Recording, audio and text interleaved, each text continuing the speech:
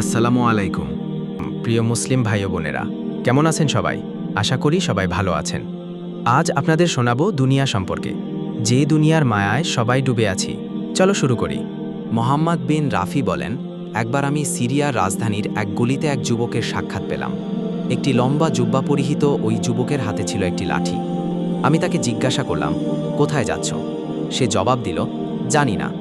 আমি আবার জিজ্ঞাসা করলাম, কোথা থেকে এসেছ? সে বলল, আমার জানা নেই। যুবকের কথা শুনে আমার মনে হলো সে একটা বদ্ধ পাগল। আমি পুনরায় জিজ্ঞাসা করলাম, তোমাকে কে সৃষ্টি করেছেন? এ কথা শোনার সাথে সাথে তার দেহের রং পরিবর্তন হয়ে গেল। মনে হলো যেন কেউ তার দেহে জাফরান ঢেলে দিয়েছে। সে বলল, এই মুহূর্তে যে আমার দেহের রং পরিবর্তন করেছেন, তিনি আমাকে সৃষ্টি করেছেন। আমি তাকে সান্ত্বনা দিয়ে বললাম, তুমি ভয় পেও না, আমি কোনো অপরিচিত ব্যক্তি না। আমাকে তোমার ভাই মনে করতে পারো, আমি তোমাকে বিরক্ত করব না।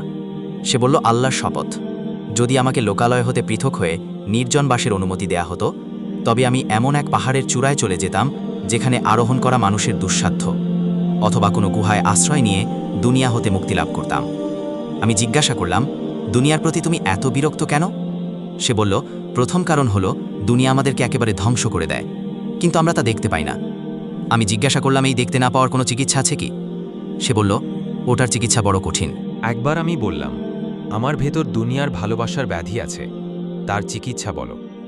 সে হেসে বলল, তার চিকিৎসা খুব একটা কঠিন নয়। টাটকা তরল বিষ পান করো এবং পরম ধৈর্যের সাথে যাবতীয় বালামুসিবাত স্বচ্ছ করো।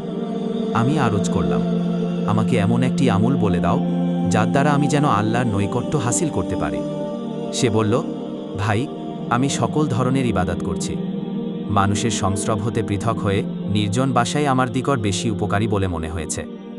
কলবের যদি 10টা অংশ হয়, তবে 9টা অংশ মানুষের সাথে সম্পর্ক রাখে, আর একটি অংশের সম্পর্ক হল দুনিয়ার সাথে।